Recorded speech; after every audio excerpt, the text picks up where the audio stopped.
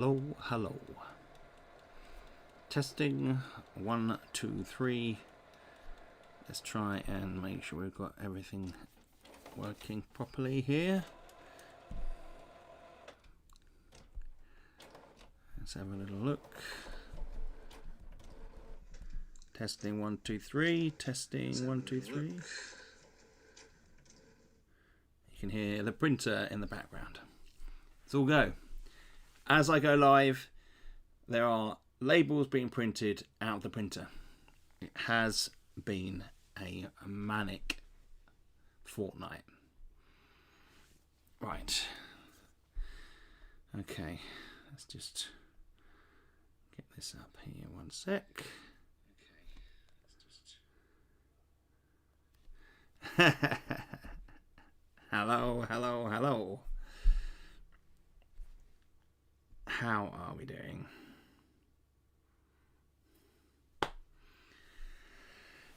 Whew. Hey Graham, hey Mark, hey Talar, hi Nick, how are we doing? Dark, morose Xena, good to see you. Good to see you guys. Mike, Starglider, Jeff, good to see you. Oh my god, the Bills. Anyhow, not going to talk about that. Mark, I'm a bit distracted tonight, but thought I would make an appearance. Well, thank you for coming in. Thank you for coming in, Mark. Always glad to have you here.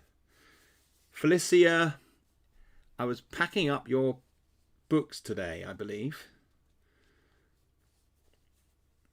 Jeff, yeah, yes, was awful. Enough said. So what I thought I'd do today is an update on 2d6 Legendary Dungeon Kickstarter Postage, where we're at with that and how it's been going. Felicity, excellent. OMG. Yes. Yeah, it's all coming together. So I thought I'd just give it another minute or two. This is largely for playback though, so I'm gonna put a link to this stream on the Kickstarter page. So if you've come here via the Kickstarter, gonna be going over the postage very shortly. So just bear with us. It'll be a couple of minutes.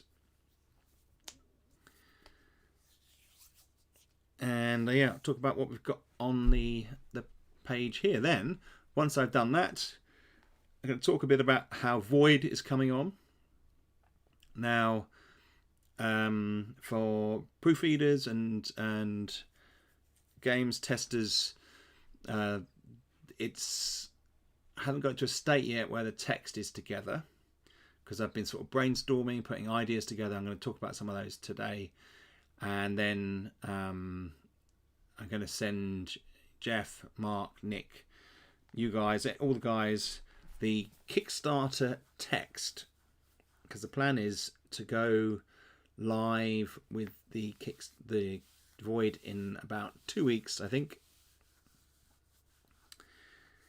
So it's fast approaching. Been getting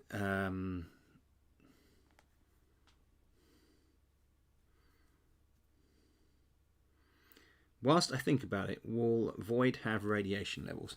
Now, there's one thing I want to do this evening. If people have any ideas, I'll make a note of them. And and what will happen? The radiation levels isn't going to. I don't think it's going to be part of your stat. How much radiation you've taken. There's a couple of reasons for that. It's going to be hard to judge how something like that, how something that infringes upon you, how we can test that over the levels. It's quite like Rad Zone as well. So there's sort of similarities there which we'd kind of want to avoid a little bit. But that's not to say there aren't going to be rooms where there's going to be radiation leaks that you have to avoid. So any sort of idea like that is great for me, because I make a note of it and it goes into my ideas page, and I will then utilize that for room ideas as I write them. So any sorts of ideas like that are fantastic.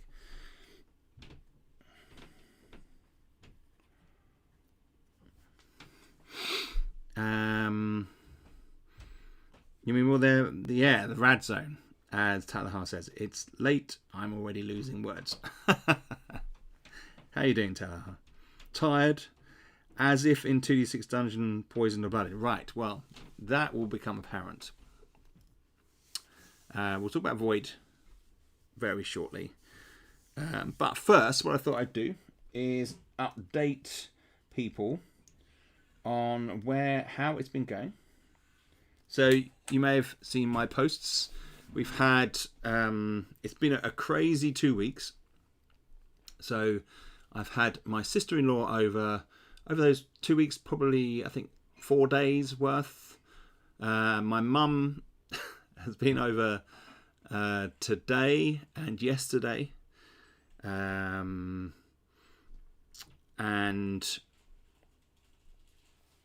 it's been fantastic. Jo has been doing some packing, but she spends a lot of the time putting the packages onto the system. So the way we work it is we have the spreadsheets that we download from Kickstarter. Jo then sorts them into different categories, so different tiers based upon the Kickstarter. And then thanks, Mum. Yeah. And then she prints me out all of the spiral bounds. Now, some of those have blocks of pretty regular packages of spiral bound. So it might be the spiral bound you can see in the picture here, Spectral Lexicon, the cards, and that's it. And there might be 20 of those. I can do those quickly. But then there's lots of little picky add-ons which are glorious. I love it when people select add-ons, but when we have combinations of them on the spreadsheets, it can be really tricky. So it does take time to do each one.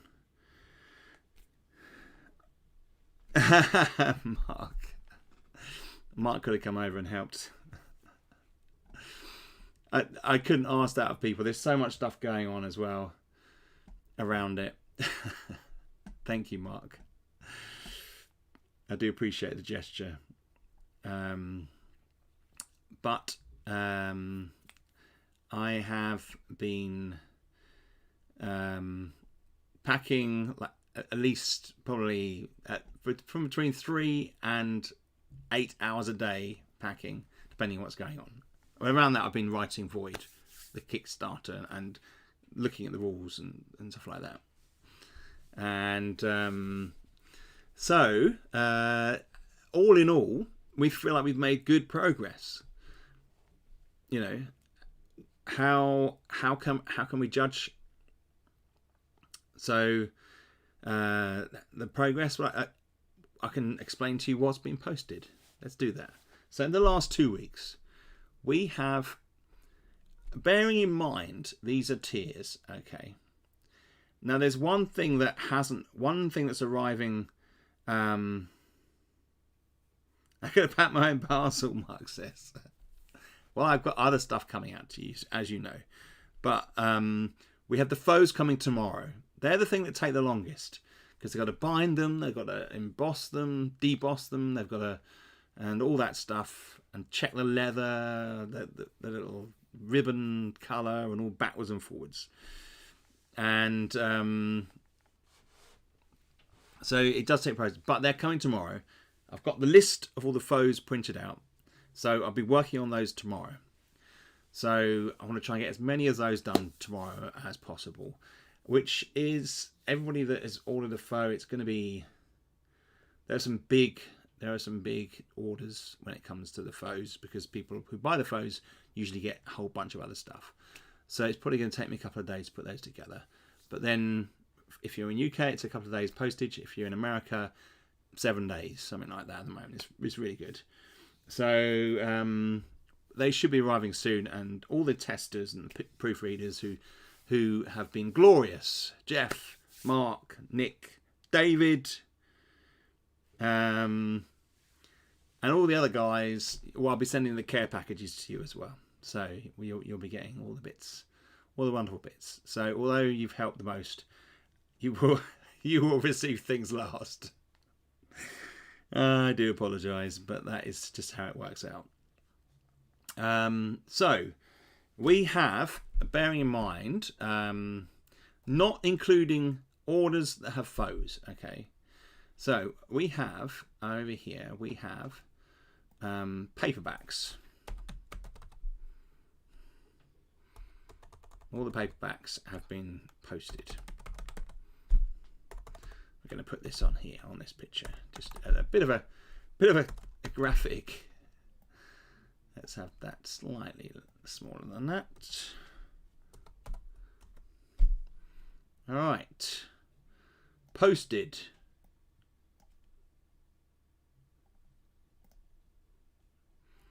That's not very good, is it? There we go. And we'll give it some, drop some shadow on there. Fantastic, with some stroke. Yes! Posted! Woo woo!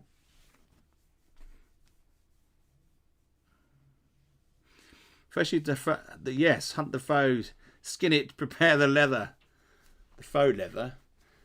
It's a whole process. It is.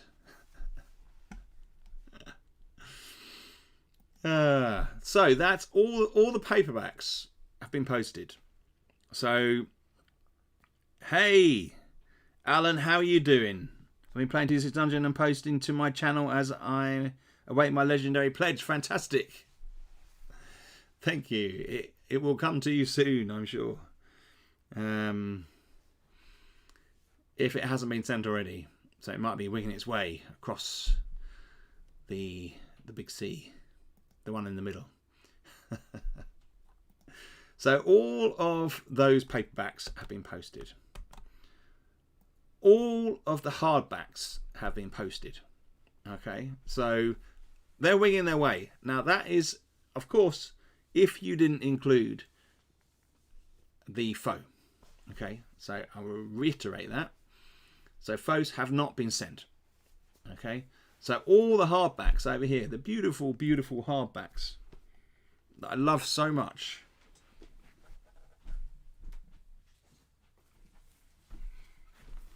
You know, I'm bound to say that, but I love the hardbacks. They're just beautiful, beautiful books.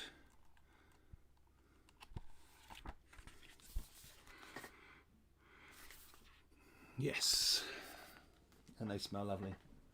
I'm surrounded by boxes. Boxes everywhere. Spectral lexicons. They've all been sent.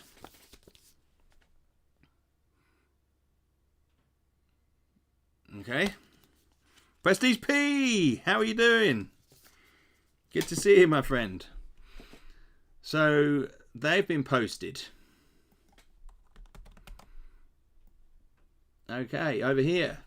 At the back. Yes. Although, having said that, there are some in the spirals. Okay, and then copy that, paste. We have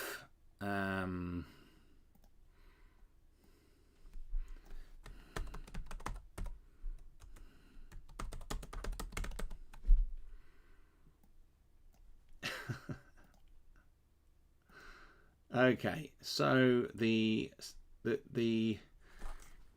spirals have taken a bit longer. So we're going to put them as a nearly all posted. All right. So the spirals are nearly all posted. So it means that some Spectre Hexagons and some cards aren't quite there. But so we've got about 80 left to post on the spirals, and you know, we're pretty good. We should be able to get those done over the next couple of days. So they're slimmer packages, so they take longer. They take shorter time as well to arrive. Great. Just painting the new Stalagmite miniatures and answering rules queries for dungeon degenerates over in Discord. Fantastic. It's a full-time job being a geek. You're a mighty fine geek as well, Prestige P. Congratulations. And then we have over here we have these glorious. I'm so pleased with these folders. These glorious 2d6 dungeon folders that are big, and you can have it basically they're A4. They can hold an A4 book inside. So 2 rule books. So it's like, as you've seen before. So they are big enough to hold in there. My voice is even going a little bit now. They're big enough to hold in there 2 books like that. Side by side. Can't get my head in though. So side by side. And pretty much you can get hardback and like a thin paperback on top of each other. So very, very pleased with that. Now all the travel pack orders, so that's the tier with the travel pack, have been sent. Okay, so those are initially you select the travel pack tier and then everything's sent, unless you put a foe with it. Okay, so bear that in mind. And then we've got cards over here, and I guess they're nearly all posted. In fact, we probably should put nearly all posted on that as well. Okay. I've squeezed a lot into the travel folder, actually, including dice bag. Exactly, it does go along. You can actually, if you kind of lengthen the dice out in the bag, they do go 5 on top of each other. You can lay them along the spine.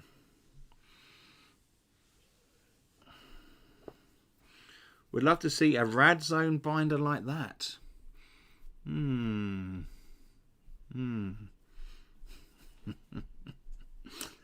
That's a thought. Again, we've had this conversation before. We just put out an expansion for Rad Zone, the casino one, a few months back, and we haven't sold very many at all, really. So it's very difficult for me to justify doing something big for it at the moment. Maybe it will come round and we'll do some kind of, I don't know. I've always talked about the actual RPG for Rad Zone, but I don't know. And Mark says he's squeezed a lot in the core book, Legends and Lairs. Fantastic. Yeah, and it slides nicely into your shelf. It stands up. It's got a good strength to it. You know, really pleased with how they've come out. So,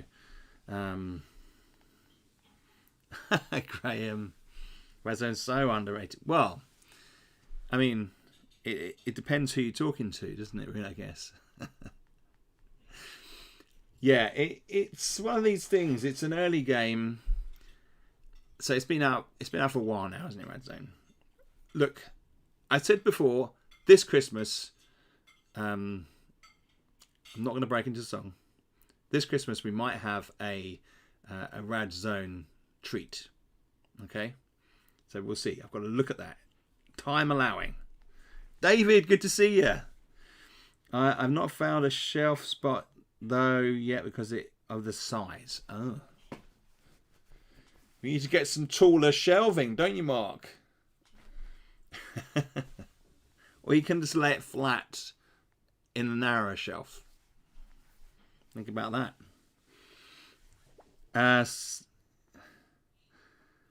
Yes. So I'm feeling really positive. You can see we've got lots out. We've just basically got to do the rest of the spiral and the foes, and we are there, except for one thing. That is all the original pledges. Okay. We also have late pledges. Now, we haven't done any late pledges yet because we've always said all the way in all my campaigns, we do the initial pledges who back the campaign, and then we do the late pledges afterwards. So we've got quite a few of those to do. So this, what you see here, is original pledges. If you're a late pledger, I hate to tell you, you haven't been sent yet. But you are next. Once we get the foes and the spirals done, which is like a couple of days, we'll be moving on to the late pledges. And then those will go out. And I will do an update on the late pledges next week. What day is it today? Yeah, next week we'll do an update. So come next week, all the original pledges will be out. But then we move on to late pledges, and we can go back to this graphic, if you like, and we can talk about what has been sent via the late pledges. So, which gives you all the more reason to get into the new void that's coming up and pledge while it's live. You don't know how many shelves I've already got, Mark says. I spent this afternoon rearranging some today, and you didn't find space for your 2d6 dungeon folder. As a very, very late pledger, very fair, serve the early campaigners first. Sorry, Talahar, I was talking to you in that situation. Florian! Oh, how are you doing, Florian? We did meet, didn't we? Did we meet Florian at the UK Games Expo? Or am I mixing you up with somebody? Maybe. Yeah. I can't remember. It was a while ago now. And I can't quite see your avatar there, the picture. It's not quite big enough. I need to verify this, if we did meet or not, Florian. I feel seen and heard. Good. Good. You can never enough. Yeah, you're not wrong. I was thinking about that actually. I've got need some more storage for the products. Yes, I need some more storage. So we are in a really good spot. Really good spot. We've got a lot out. The Void campaign is going live in 2 weeks. It has to go live in 2 weeks. It has all to do with the timing for the company. So we've got we need a month for the campaign, and then we need a couple of weeks for the payment, and that takes us into January. Now, at the end of January, in the UK, we pay tax. And so we have to time before that comes into play. So that's kind of where we're at with it. So as a company running, so it will launch. It will mean that a few people might not have their 2d6 dungeon, Legendary Dungeon, which, you know, we're trying very hard to get it to everybody. But there's a chance that some people might not have it, but we are going to try our hardest. Hopefully, at least 90% of people will have their Legendary Dungeon stuff, and they can then contemplate potentially supporting a 2d6 Void campaign, which is coming soon. Will Void get multiple books like 2d6, or is it just one core book? Well, I think we can move on to Void now. I think we've probably covered enough on the postage front. So let's bring up this one here. That is obviously the cover. We didn't meet. Oh, but I posted on Facebook sometimes, and we exchanged a few mails concerning. Yes. Yes, you do. Right. You did some testing for me. It wasn't. Okay. That's a good thing, because I keep thinking that I'd met you in real life, but that was someone else with a very similar name. So thank you for finalising that. I would imagine a series of different Hulks. Well, it's a really good question, Stefan. So there will be one core book for 2d6 Void. That for the moment is it. So at the moment for Dungeon, so with 2d6 Dungeon, we have just the one book for the core rules. Now, if you get paperback, this comes in 2 books. In future, when we do a second edition, a couple of years down the line, it will be 1 book. We will go away from the 2-book format. So we're going with Void as 1 book, not 2 books. It is a game in its own right, and it will have all the rules in 2d6 Void. It's a standalone game, but some of those rules are going to be rules very similar to 2d6 Dungeon, because it uses this engine, if you like. So the combat, the room generation, things like that are the same, just slightly tailored for a sci-fi feel. Okay, so that's going to be the core for Void. That book you can see there, the cover you can see in front of you here. So, but around that we are going to have expansions. So we are going to have not more hulks. We're going to have expansions. Now, we've had a little bit of a discussion about this before, and to be honest, I'm not thinking too far ahead with this type of thing, because my brain is firmly lodged in that big dark hulk you can see on the screen there at the moment. But I will be looking at doing expansions for it. Okay, I've had a few ideas about things like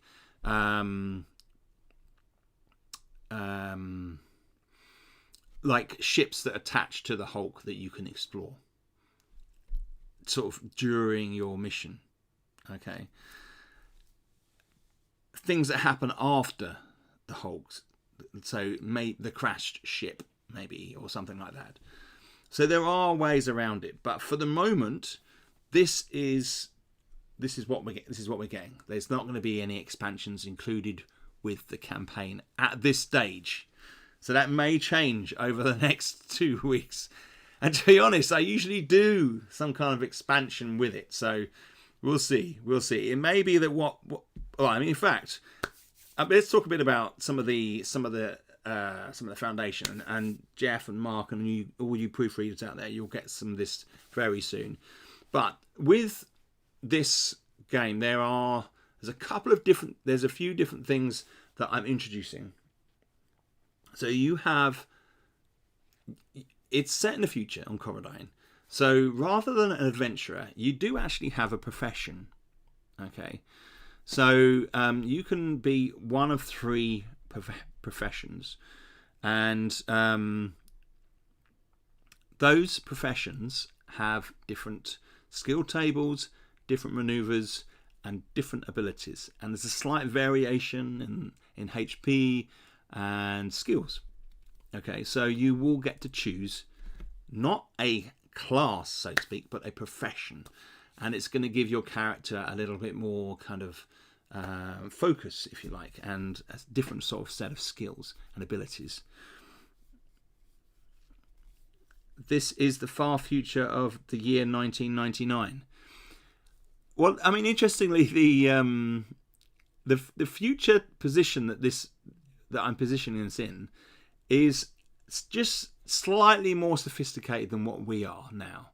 In a sense, there's been a bit more money thrown into space. So there's a colony on the 2 moons of Corridine, and there are space traders going from the main planet to these colonies, moving minerals and resources and stuff like enough to generate like space pirate situations and stuff like that. Okay, so that there may be something to do with that for potential expansions in the future. So we'll see. I mean, once you get to if you manage to defeat the Hulk, there may be other things in space that your character can do. Or it may be like a constable situation where you have a second character who is who deals with space pirates or trading. Indeed. Looking forward to the... Thanks, Talahar. Did you ever play level 9's sci-fi game Snowball, Graham says. No, I didn't, actually. Space Constable. Possibly, Jeff. So space age confined to our solar system. Yes, cool, yes. No hyperspace. Absolutely. It's just within the small confines. Something has brought this ship to us. But, well, this ship has been flying through space for hundreds of years. And that's part of the thing. And I have to be a bit careful here because as you explore the ship, things are revealed. I don't want to give away too much stuff. But this is a generational ship. The original people that set off, they've died.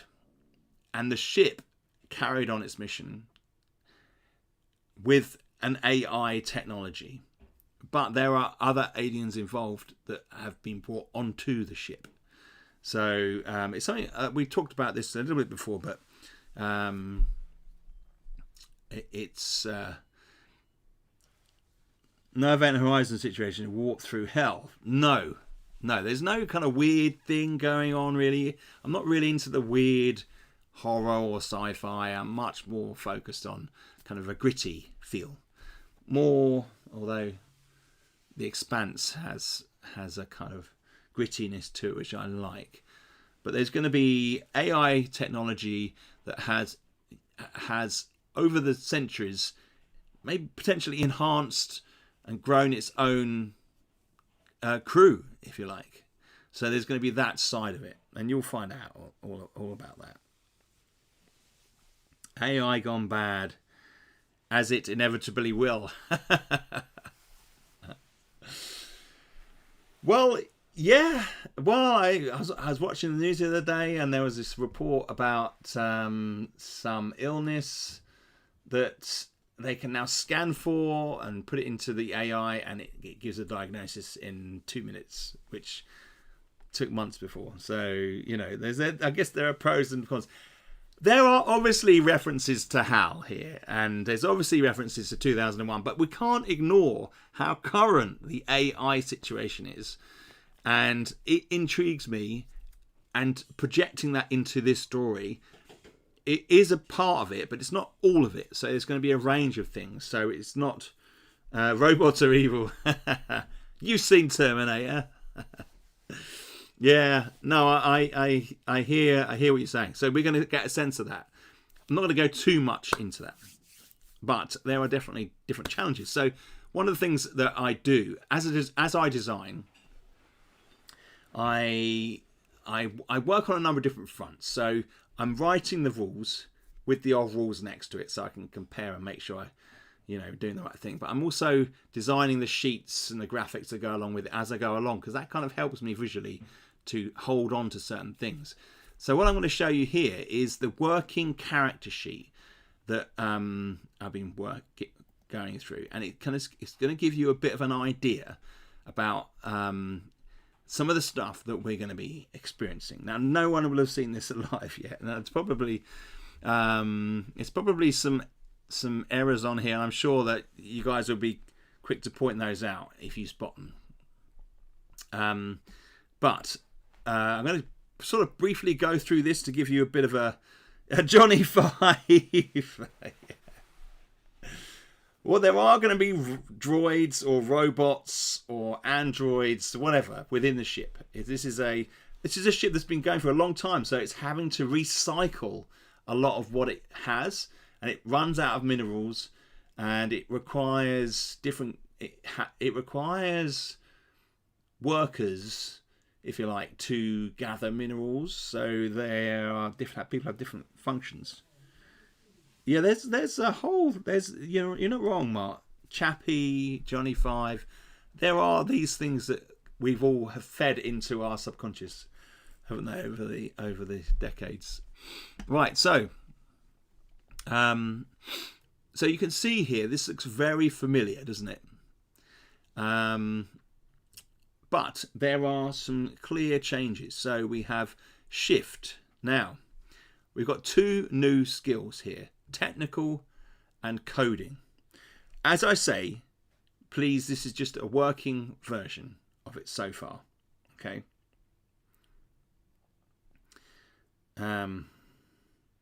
Yeah, tasks are new gods. You're not wrong. Technical and coding. Okay, so this ties directly into the skills that you're going to be using within this spaceship.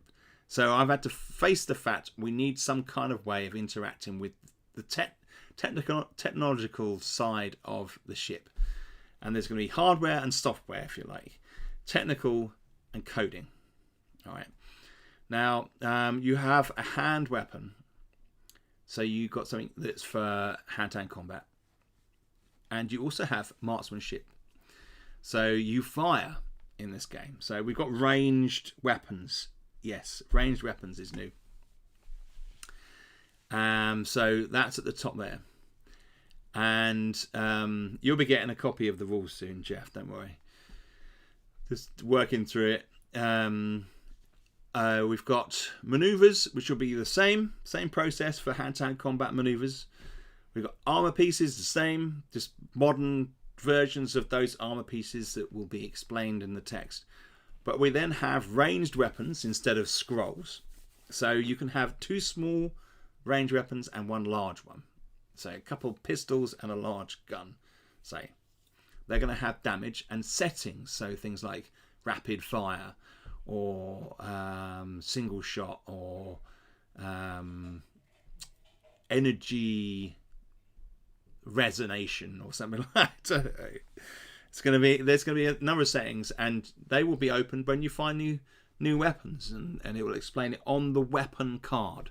So along with the creature cards, the alien cards they will be called, you can have a series of weapon cards. Rocket launcher, yeah. And there's going to be special is whatever. Yes, blast, focus, stuff like that. It's probably settings is probably going to refer to how many shots you can get off. Because at the beginning of the fight, you're going to probably fire once, maybe twice, but you're both going to be able to do that, you and the enemy. Okay. So instead of potions, you have medical stims. Yeah. Medical stims. And these are things that are going to be healing, clearly healing, but it may be that you have some enhancement through stims. So maybe you become more focused, you get +2 to marksmanship for your shot, say, for example. It may be that you can reduce the stunned level on your stun. As you can see here, you can still be blooded. It's the same effect, but there's instead of poisoned or whatever the other one was, soaked, you can now be stunned. It works slightly differently, stunned. So when you get stunned, you'll be stunned.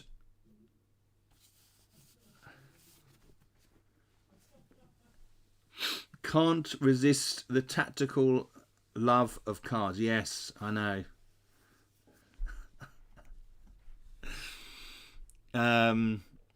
So with stunned, it will say stunned 3, and you have to fill in 3 boxes here. Every time you go through a room, you take 1 box away, and it's -1 shift until boxes unticked, or tick them and rub it off. So you can get just like a quick stun that's like I don't know, maybe from a plug or something, from a cable that's not very powerful, or you can be like prodded with a stun weapon and maybe get 5 stun ticks, and you have to untick them all, and you can do that every time you go to a room. So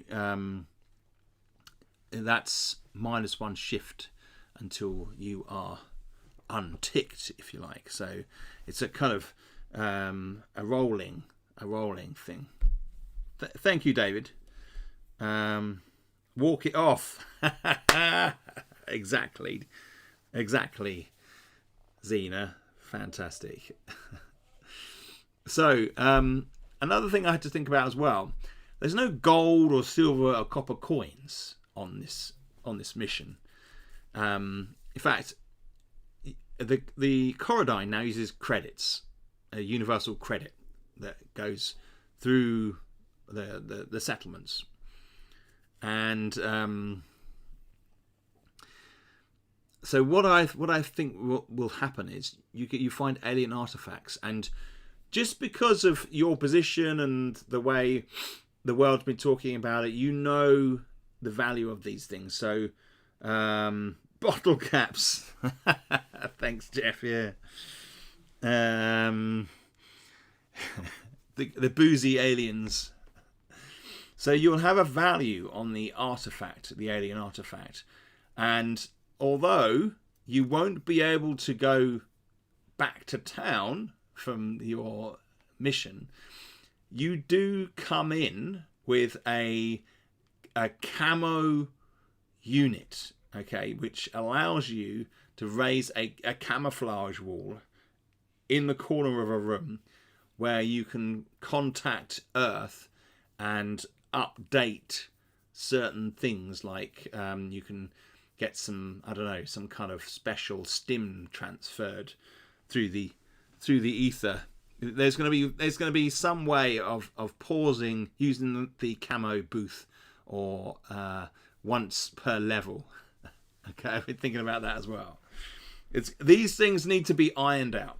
Okay, because it is working on the 2D6 Dungeon engine.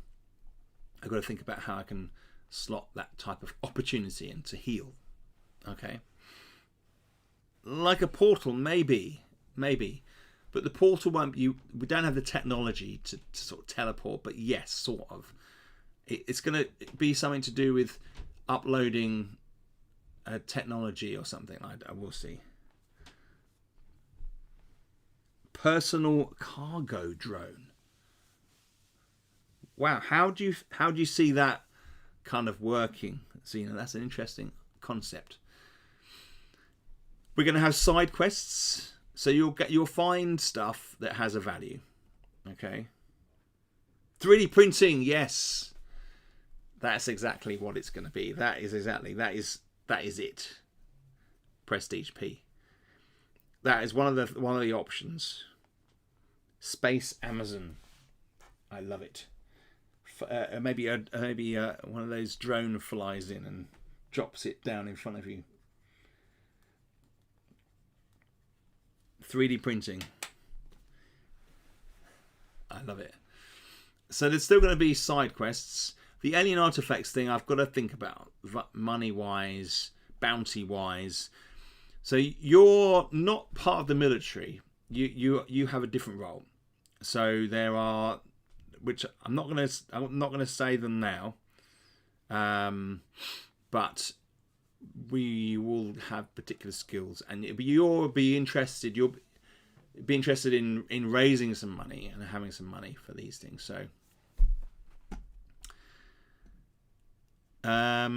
yeah. Then there's going to be side quests like we normally have. Side quests. Mark's on a roll this evening. Yeah, so the normal side quest rules apply as per usual with the game. So I'll try and sort of filter 20 side quests into the game, and you can tick those off as you do them. Oh, this fantastic guy did. He put all the side quests. I think I've said this before, into cards, and made them into cards so you knew the side quests, and I think that was pretty cool. I've still got to print those out myself. So yeah, and then down here, specific task experience. So STE. So within game, there'll be occasions when you fix machines, recognize functions, improvise devices, crack codes, reprogram, extract data. For each of those, when you complete the task successfully, you tick one of the boxes here. When you've ticked all 4, you can get yourself a point of either technical or coding. Now, we use the technical and coding skills for tests during your mission. So it'll be roll over this number, which will mean that sometimes you will come to tests which are virtually impossible if you haven't upped your skills, especially as you move down the levels. So these are things that have to be watched out for. What will happen is there'll be an STE in brackets next to the situation, which will highlight that you need to check your character sheet. And then if you successfully finish that task, you can start to tick these boxes. That's the only way you gain technical and coding skills, by practice. Now with marksmanship, you will gain some marksmanship as you go up levels, but not the early levels, because it takes a while to become better at shooting. And you will be doing quite a bit of that in game. And so you'll need to, the marksmanship will go up later in the game. So, and different classes gain those skills more quickly. So you will see. Figuring there might be crafting of medical remedies, also improvise one-time use weapons or projectiles, definitely. So there will be opportunities. I was just thinking if there are any sanctioned salvages with a particular primary mission, and then optional secondary or tertiary missions. Wow, that's pretty. That possibly. I mean, look, as I say, it's early stages. Medical stims. So within the text, within the game, there will be opportunities to improvise stuff. You'll also be able to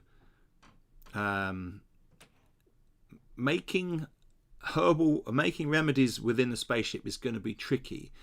I don't quite know how it's going to work yet. So it's going to be medical stims you find. It may be that you can recharge medical stims, maybe stuff like that. So you keep the shell, but then you can somehow do it. It's a very different, less organic experience. So doing the sci-fi side of things. So I want to try and make it as real as possible, even though it's a completely fictitious scenario, obviously. Yes, that's a very good point. Access to med bays or engineering benches. Yeah, that's a good point, Mark, actually. Yeah, access. In fact, it may be that there is. There were kind of like defib packs and stuff like that on walls that you can access, and then do stuff like that. Probably. So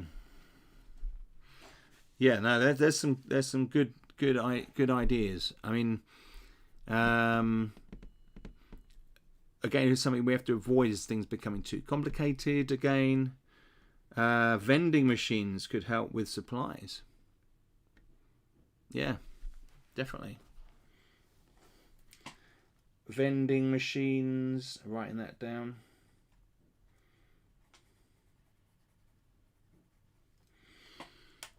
They were, on some levels, the aliens that you encounter are almost barbaric. They serve a few functions which they've been taught how to do, but they are just kind of like bodies that the ship uses in the situation, given that it needs workers or whatever the situation might be. So there isn't always a lot of technology, but yet there's not like plants growing in these places. As far as, well, there might be, I guess. There may be hydroponic bays.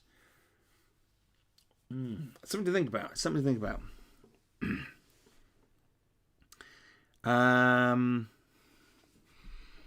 If one of the classes would be a medical specialist, they could have an easier time with medical stims. Yes.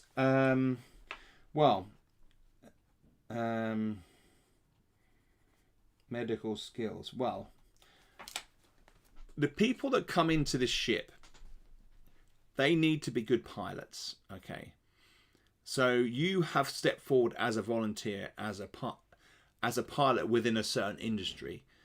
So you have to be able to fly a small ship up through a gap in the shielding that appears only when the ship fires its energy weapons. It's difficult landing. So you got to. If there's a certain type of character you're going to see that you can choose. Okay, so you won't be able to play a medic running around. You are still the adventurer. You just happen to have a profession this time. You are from a long line of adventurers and explorers. Your position in this current scientific world is a slightly different one. But you basically have a profession, but you are really still an adventurer.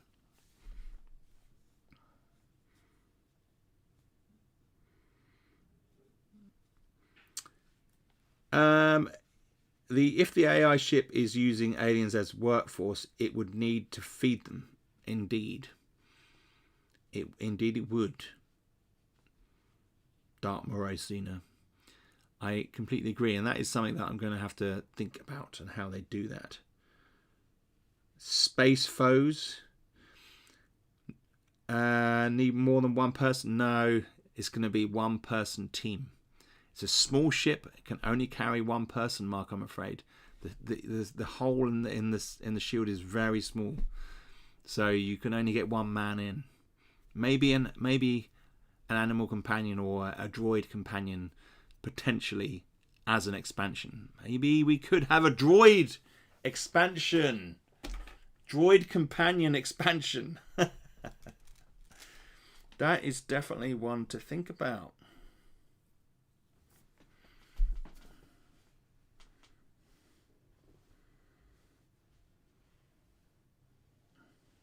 Main character and 2 supplementals who add bonuses to your skills.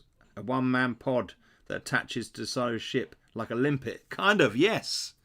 Yes, and then you break into the hull and just on a one-way mission to blow up the engine. There is a way, you'll get it out.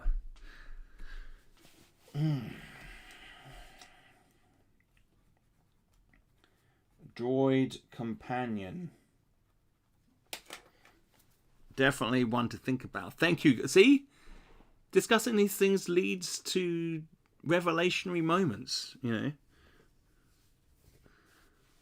Okay. So we could look at doing a droid companion add-on. That's a good idea. Would it be droid? Would we have it? What would it be? Would it be... It would be... Would that be classed as mechanical, do we think? What would you call a sci-fi companion if you were to give a name? So we know with Dungeon it's animal companion, right? If we had Robo Dog... No, not an animal. Let's try... Move away from an animal, okay?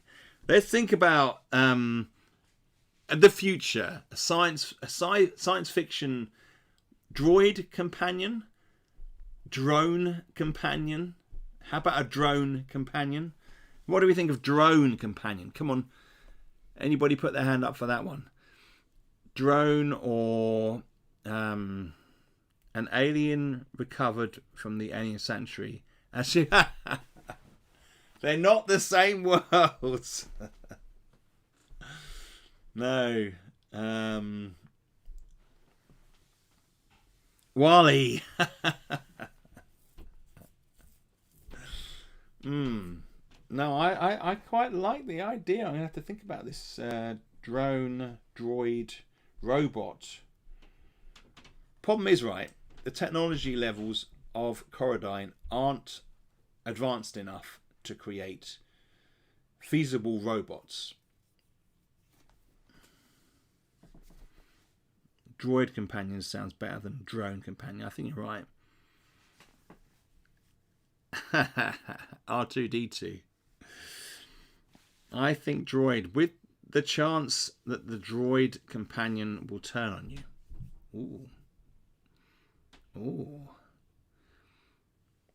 Well, I mean, especially if it gets hacked.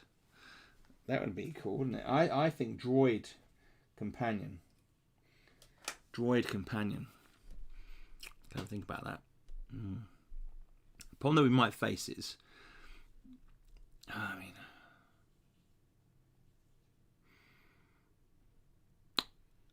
I think we could probably work it.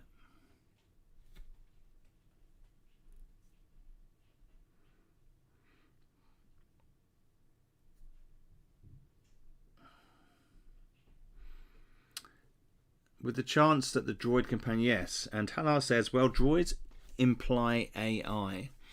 Well, they do, but yet they don't, in the sense that if you had specific functions that a droid could fill out, it wouldn't necessarily have to talk to you or respond.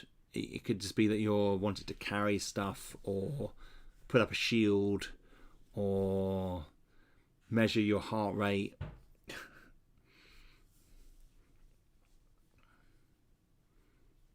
That's how you get the companion, by hacking into the ship. You could enhance your companion by hacking into the ship, maybe. Or maybe you're right. Maybe when you first get in there, a little droid hovers into view and like becomes your companion. Iramar, how are you doing? Good to see you. I like your little avatar there. Is that a little animal? I like the companion idea, but be careful. Lucasfilms gets really touchy about other people using the word droid. Droids seem too high-tech, whereas a drone is not so much and must be directed.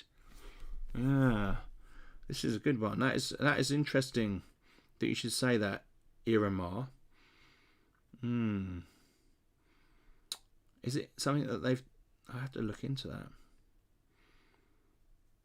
Maybe someone in the chat can look into that for me.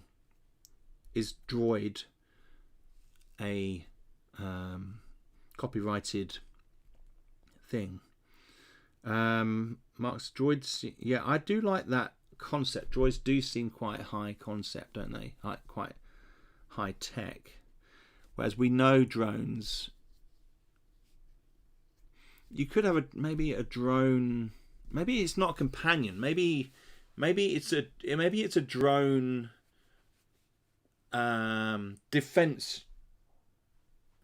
defense unit.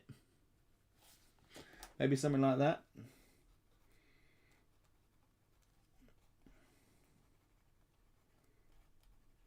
Maybe it's not a companion expansion. Maybe it's a tech expansion. Maybe a tech companion, tech expansion. Again, that's the thing about problem with that is it can really unbalance things. Maybe just David, how are you doing? David Waddington. How about synthetic sidekicks? Wow, that would be cool. I don't think the technology levels of Corradine are quite at that level, but I love the idea.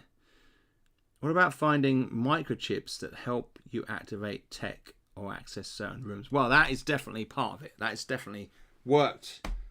I've already thought about that side of it, but yes, it's a good call, Graham.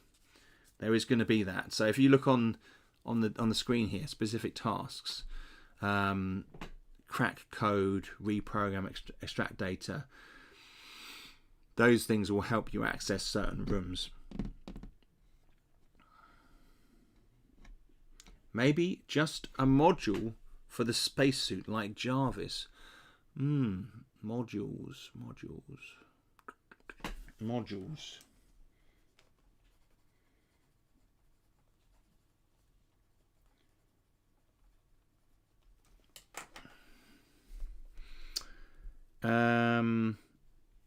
Jeff says Lucasfilm did trademark the term droid. Droid was stolen from Android. Not sure they can claim 100% ownership, but it's Disney now, so they might, says Dark Morosina. Yeah, Droid is registered trademark of Lucasfilm. Blimey. Really? A tiny hovering drone with an AI module so it can act independently. This is... I mean, look. Even today, we could probably organise that. I quite like the idea of a floating drone, because the thing about that is it would stay out of trouble. You know, it would stay out of trouble, and it would be small, difficult to hit, difficult to shoot, you know. So that does seem like a tiny hovering. Yeah, I think that's going to happen. I actually think people are going to have little floats hovering drones with them.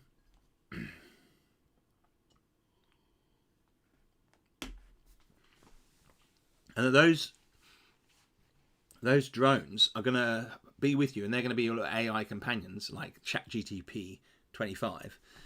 And in those, they're in front of you, because what you're going to need is something to look at you and analyze you. Call it eyeball. I like that. I just looked up, but they have a habit of litigations. Yes. David says, what I've heard so far gives me vibes of my favourite dungeon crawler of all time.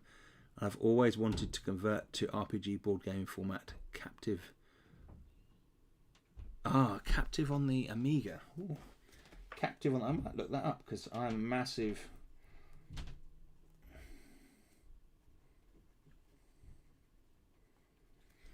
massive Amiga fan. Yeah, having a little pal sounds like a lot of fun. Iramar! I'm feeling the vibe. Definitely, a little pal. A little pal.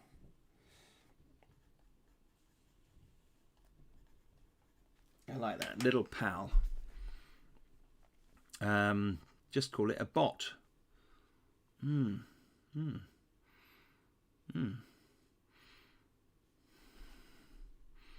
Quite possibly. Bot. Drone. AI drone. I'm not going to use AI, because that's going to link directly to the baddie, in a sense.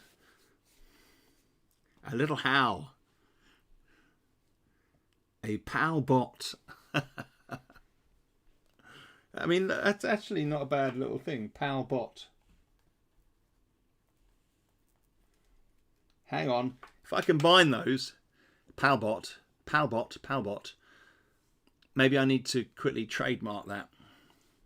Daniel, how are you doing? Long time no talk. I got a shipping notice today. Looking forward to it. Thank you so much. No problem, my friend. Lots of goodies in there for you. Everything is better with a buddy by your side. Smiley face. Indeed. Pal, personal active liaison. Fantastic. Pal,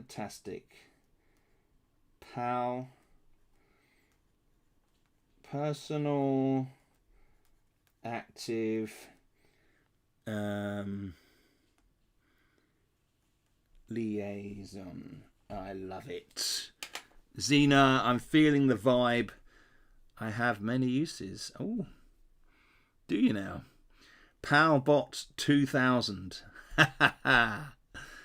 The 1000 modules were clunky.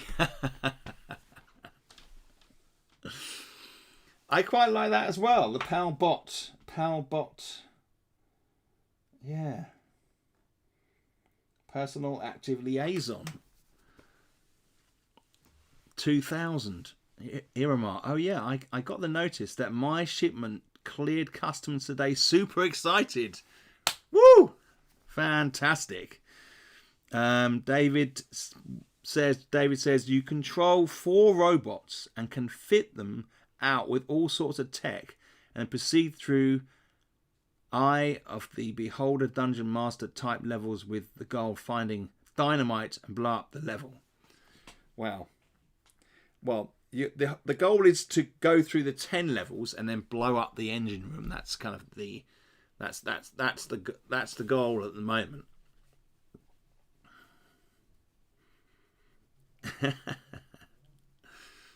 Yeah, no, I'm loving the sound of this. This may become a reality.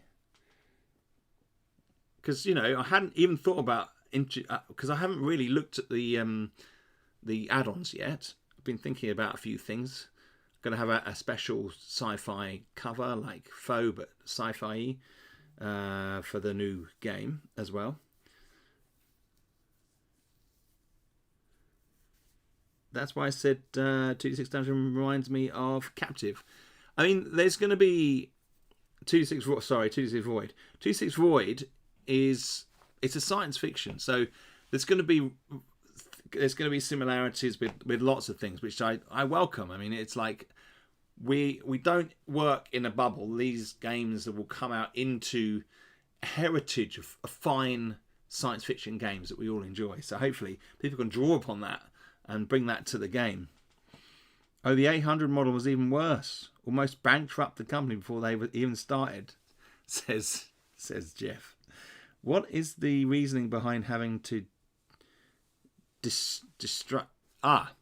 Well, the you got to destroy the Hulk because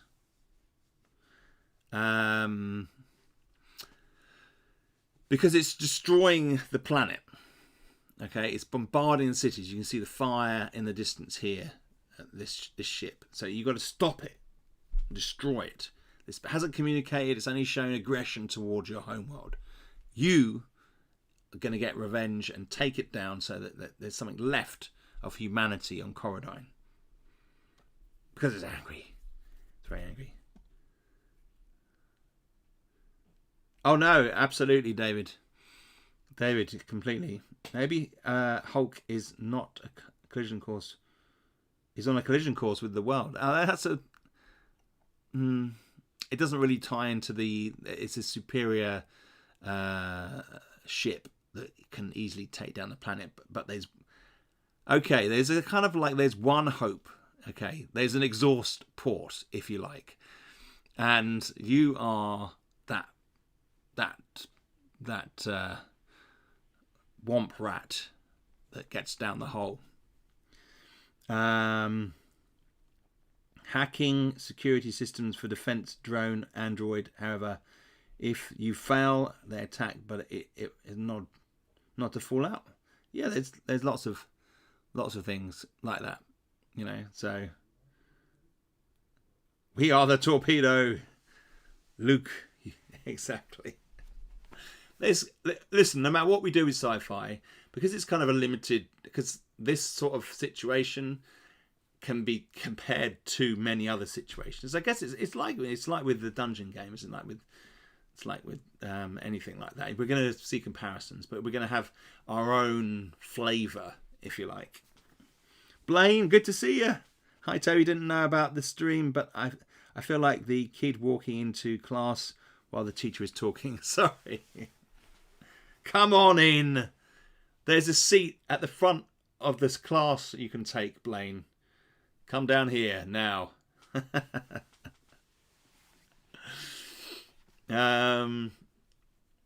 So, yeah. There's lots of some good notes there. I'm excited about the Palbot, the drone defense unit. That looks good. I'm going to work that up. Can't with the cover. I won't obviously have to write it anytime soon. Honestly, this sounds great. I love a good sci-fi game. Iramar, thank you. I hope so. There's something very exposing about setting up a Kickstarter, because you want people to like it.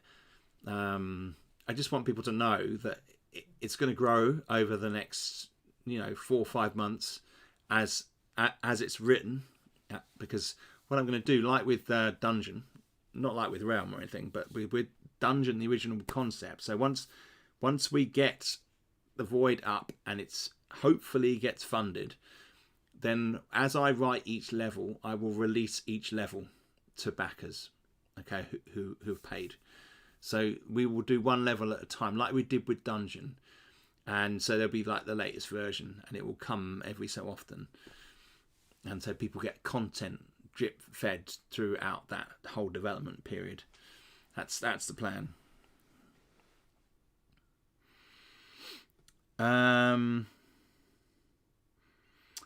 Talar says, I've been waiting for the Sci-Fi 2D6 ever since I stumbled into the delightful community.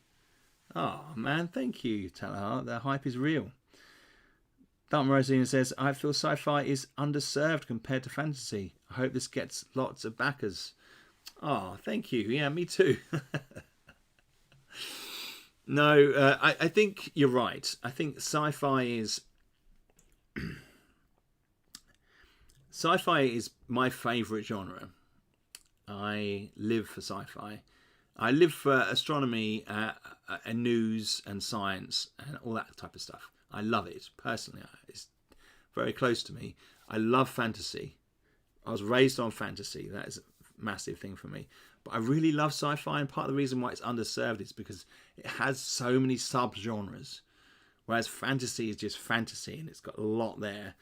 With sci-fi, you've got all sorts of different types of sci-fi, and there's no fixed, recognisable kind of thing. Now, there are certain things people love to go to within sci-fi, and that's brilliant. But when you ask a layman what their sci-fi world is, there's so many possibilities. It could be, I mean, I like a post-apocalyptic sci-fi, the dystopian sci-fi, whereas I also like the utopian sci-fis of Star Trek, you know, that sort of thing. So it's a massive thing, but it's so much to explore, and we're going to bring it here in 2D6 Void. Looking forward to the adventures of Biff Lasermop, Space Janitor. I agree, there's not enough sci-fi games. Well, this one's coming, so we're all very excited. Good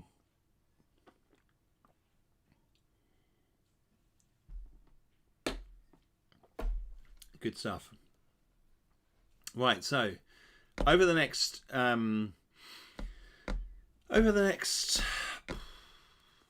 week, gonna be crazy packing, doing stuff. I'm also going to be working on the Kickstarter text for 2D6 Void, so I can get some sort of page up soon. Jeff, Mark, Nick, David, you guys, I will get the Kickstarter text out to you, and then I think we're going to have the rules pretty much done very soon as well, which is really pushes us quickly into writing of the first levels. So it feels like this has, because I'm able to compare it to 2D6 Dungeon, and that gives me like a template. I can just work the sci-fi elements into it. It's much quicker development. So really excited about that, which is fantastic. You know, maybe as the game develops, I'm able to say to people, we're actually ahead of schedule, which will be a bit unusual for me, seeing it's just me writing it. The blue sky of the cover of the Starship Traveller Fighting Fantasy was my image of sci-fi for years. Yes. I totally agree. I was fascinated with that one.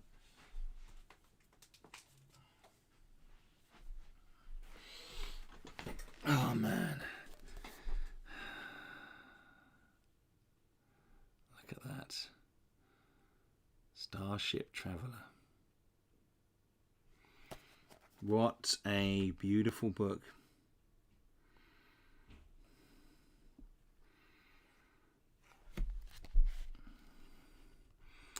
Yeah, there's definitely a crime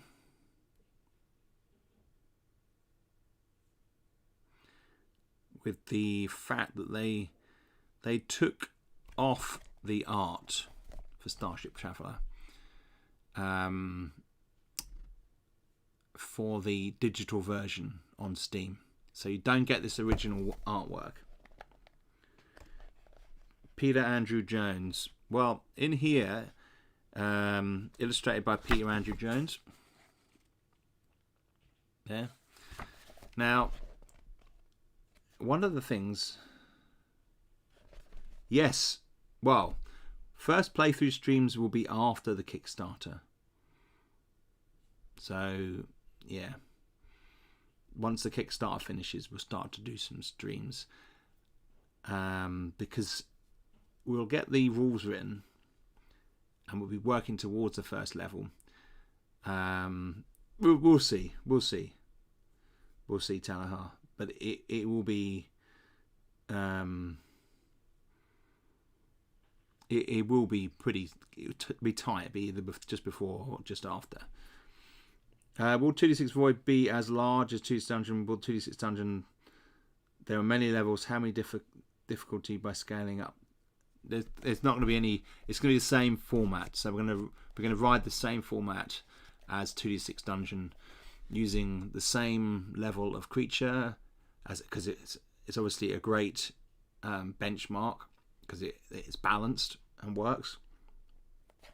So we will have a 10 levels.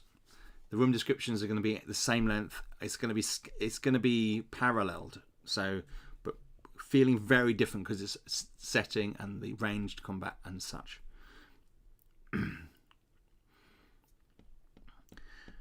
Talar says the German edition of Starship Traveller just had a ship on the cover. Well, you're missing out because this for me is one of the greatest science fiction covers ever created. I think it's absolutely stylistically classical. It's so beautiful. I love the art in this book. I love the simplicity of it. I mean, look at how simple that is. But I just think it's beautiful. Some of the work in here, I think it's absolutely lovely. It's just so accomplished that someone can put those images together like that and just create such a great... Look at this one here. Look at how beautiful that is. Wow. Anyway. Yes. Yeah.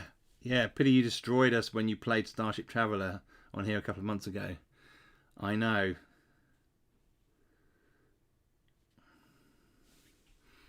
It really does. Another good reference. Rendezvous with Rama, Arthur C. Clarke, a massive spaceship approaches. Yes. David Waddington. It's as if you read my mind. Rendezvous with Rama is one of my favourite books ever.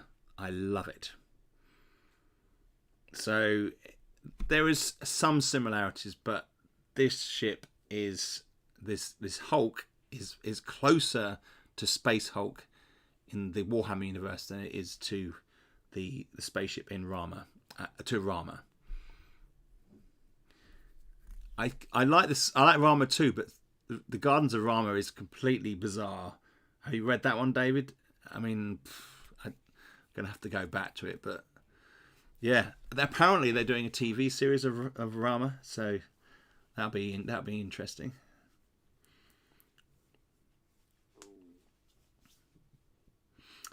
Just the other day, I was contemplating downloading it into my Audible. Gentry Lee, yeah, definitely. Yeah, because it was written by the two of them, wasn't it?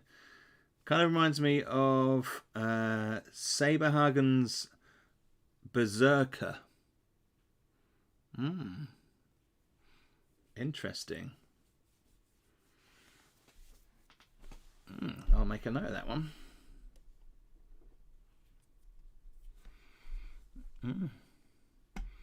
Fantastic. Right. Guys, you've been awesome.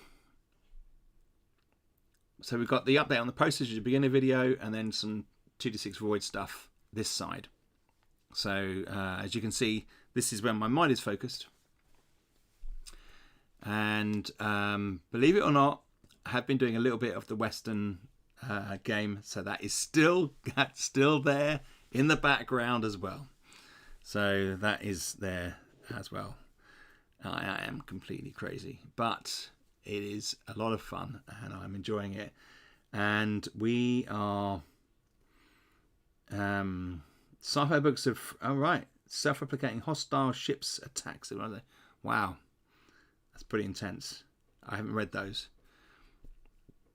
Right, guys, I'm going to say goodbye there. My voice is starting to go. Well, it's time for me to go, unfortunately, training for work. Loving the art on the cover. Fantastic. Thanks, David. Arnold says, "He will be back, Toby. I'll speak soon." Indeed. We'll speak soon. And the future is interesting. That's what it is. Take care. I'll be in contact with you guys soon. Obviously, a lot of my time is still taken up with the packing, as you can imagine. So I don't get to necessarily respond to emails as quickly as I normally do, or socials, but I try my hardest. Thank you, Dark Morosina. Thank you, David. Thank you, Talahar, Mark, Jeff, David. I will see you guys very soon. Have a great week, and I'll be streaming next week. This weekend we are popping over to my mother-in-law's, so I'm not going to get time to stream later in the week, but I will be back next week, and I will be sending some pictures to Facebook of the new foes tomorrow when they come. Guys, take care, and I'll catch up with you very soon.